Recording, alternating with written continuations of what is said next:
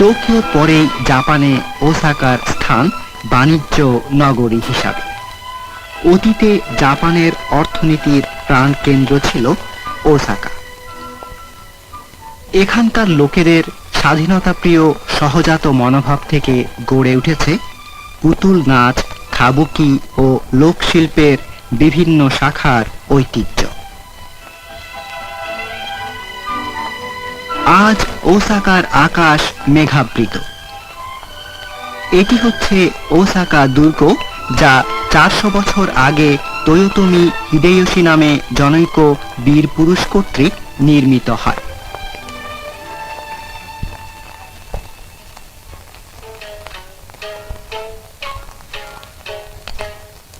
এই রাতে পররাষ্ট্র দপ্তরের ওসাকাস্থ জনসংযোগ বিভাগের কর্মাধ্যক্ষ মিস্টার নেমোতো প্রধানমন্ত্রীর জন্য কিয়োতোর একটি জাপানি রেস্টুরেন্টে বেসরকারিভাবে নৈশ ভোজের আয়োজন করেছিলেন।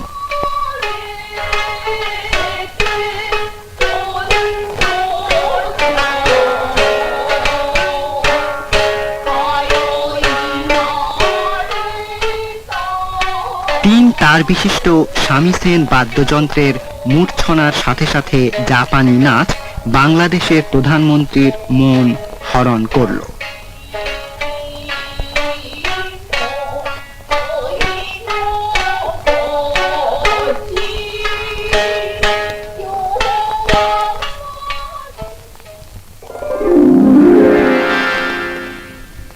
দীর্ঘ 1000 বছরব্যাপী একটানা কিয়োতোই ছিল জাপানের রাজধানী।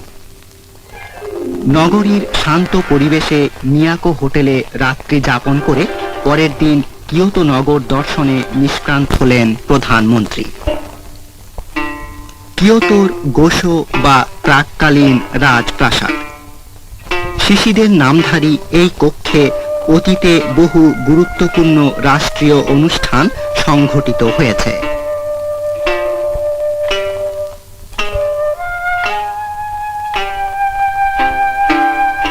প্রধানমন্ত্রী নিখুঁত জাপানি পদ্ধতিতে সৃষ্ট প্রমোদ বিহারের উপযোগী জাপানি উদ্যান দর্শনের মাধ্যমেই যেন সবিশেষভাবে সুন্দরী জাপানকে আবিষ্কার করলেন।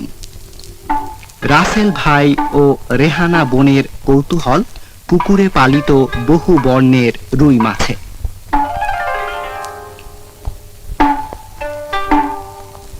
এরপর নিজ প্রাসাদ।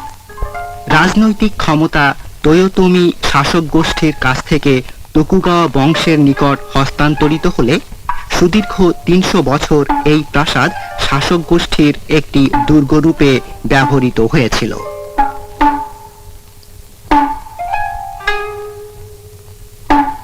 গাছে অবিকৃত প্রকৃতিলব্ধ পাথরে আর পানিতে বিশেষ মুড ফুটিয়ে তোলে জাপানের উদ্যান। গভীর এর সুষমা, সুদীর্ঘ এর সৌন্দর্যের ঐতিহ্য। সপরিজন প্রধানমন্ত্রী আহত হলেন নিজ প্রাসাদের উদ্যানে জাপানি চা পান অনুষ্ঠানে।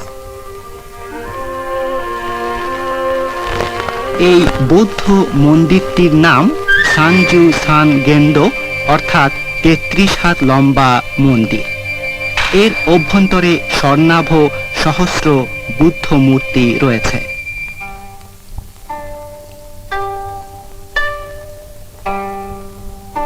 ঠিক আজই কিয়োতোর সর্বপ্রধান ত্রি উৎসবের অন্যতম জিদাই মাতসুরি বা জোৎসব।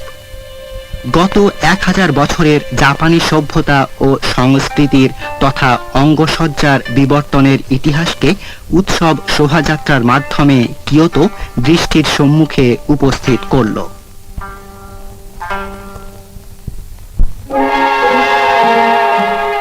কিয়োতো নগর পরিদর্শনান্তে কিয়োতো স্টেশনে প্রধানমন্ত্রী শেখ মুজিব ও তার সঙ্গীরা শিনকানসেন রেলপথের হিকারি বা আলো নামের গাড়িতে উপবিষ্ট হয়ে ঐতিহাসিক স্মৃতিমণ্ডিত এই নগর থেকে বিদায় নিলেন।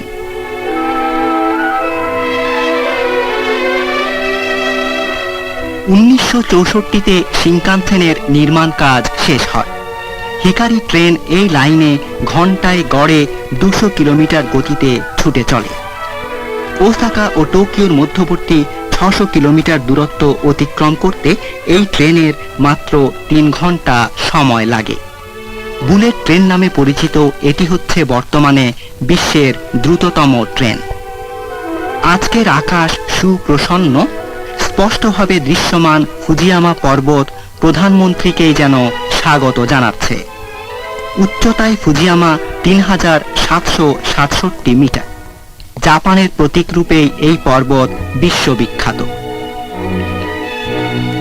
টোকিওয় ফিরে এসে প্রথম রাত্রি তেইকোকু হোটেলের ফুজিনোমা নামক কক্ষে জাপানস্থ বাংলাদেশ রাষ্ট্রদূত এক সম্বর্ধনা সভার আয়োজন করেছেন। প্রধানমন্ত্রীর পাশে রাসেল ভাইও ছোট্ট হাত বাড়িয়ে শুভেচ্ছা জানালো। বরফ কেটে গড়ে তোলা বাংলাদেশের জাতীয় পুষ্প কুমুদ সম্বর্ধনা কক্ষের মাঝখানে শোভা পাচ্ছে।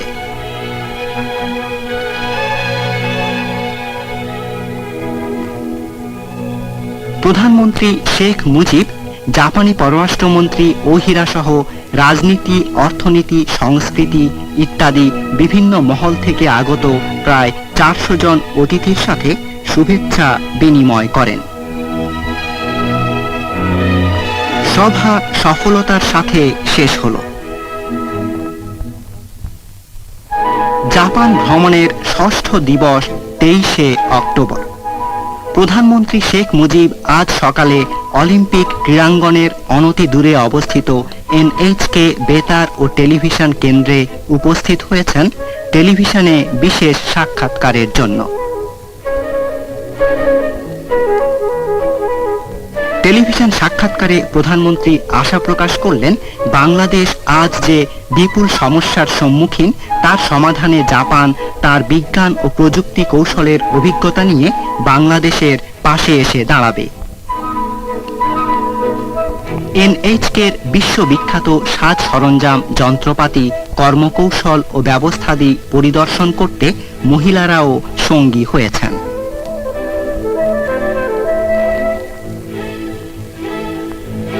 টেলিভিশন সাক্ষাৎকারের পরই প্রেস ক্লাবে আয়োজিত সাংবাদিক সম্মেলন। স্বচ্ছন্দ ভাষণে প্রধানমন্ত্রী মুজিববাদ সম্পর্কে ব্যাখ্যা করলেন। নিজের আদর্শে তার অটল বিশ্বাস তার প্রতি সমবেত ব্যক্তিদের আস্থাকে দৃঢ়তর করে তুলল। সাক্ষাৎকারের শেষে পরস্পর উপহার বিনিময়।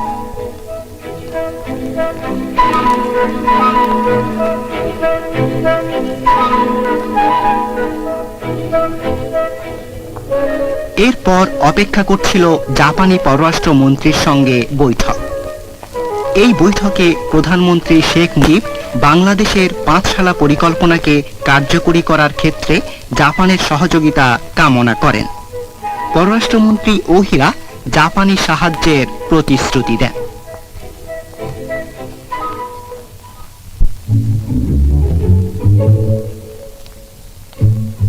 টোকিওর সর্বশেষ রজনী। নিউ ওতানি হোটেলে নিপ্পন বাংলাদেশ সমিতির উদ্যোগে প্রধানমন্ত্রী তথা বাংলাদেশের জনগণের উদ্দেশ্যে আয়োজিত চায়ের আসর। প্রধানমন্ত্রী শেখ মুজিবের পরনে জাতীয় পোশাক। সহস্রাধিক অতিথির উপস্থিতিতে প্রধানমন্ত্রী জাপানে তিনি যে সহৃদয় ব্যবহার পেয়েছেন তার জন্য কৃতজ্ঞতা জানালেন।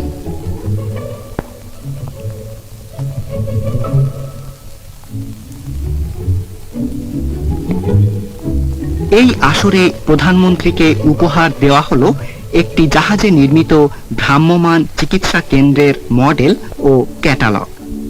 প্রধানমন্ত্রী শেখ মুজিব সাকাকিবারা নৃত্য সম্প্রদায় কর্তৃক পরিবেশিত বাংলাদেশের নৃত্য দেখে মুগ্ধ হন।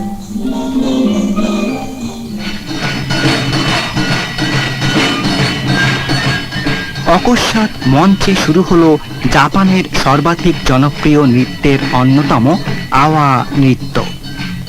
রাসেল ভাই উপহার পেল উৎসবের পোশাক।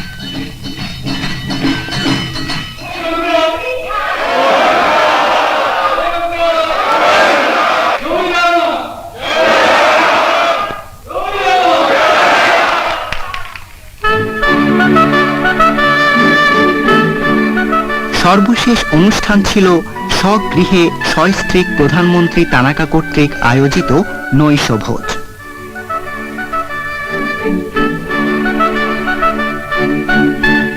এই আসরে প্রধানমন্ত্রী তানাকা আশ্বাস দিলেন, দেশ গঠনে বাংলাদেশ জাপানের সহযোগিতা লাভ করবে।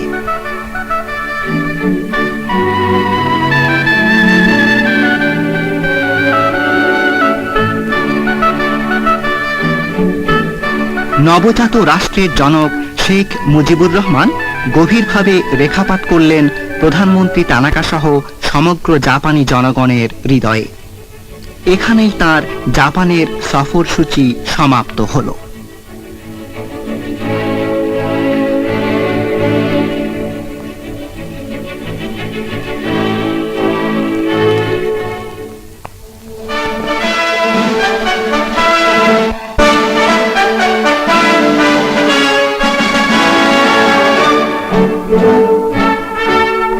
চব্বিশে অক্টোবর আবার টোকিওর আন্তর্জাতিক বিমানবন্দর।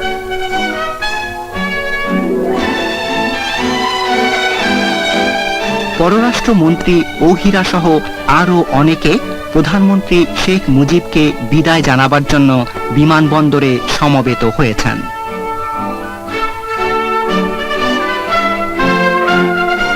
বিদায়কালীন করমর্দন। এ করমর্দন যেন বাংলাদেশের 7.5 কোটি মানুষের হয়ে জাপানের প্রতিটি মানুষের সঙ্গে।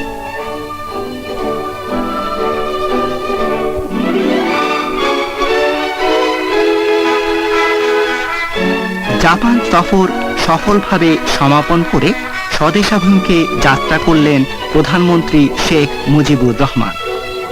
আবার আগামীকাল থেকে শুরু দেশ গঠনের কাজ। দীর্ঘ, সুকঠিন কিন্তু পরম শ্লাঘায় মণ্ডিত। পিছনে রইল জাপানের সহযোগিতা। সায়োনারা, বিদায় জাপান। জয় বাংলা, জয় জাপান, জয় বঙ্গবন্ধু।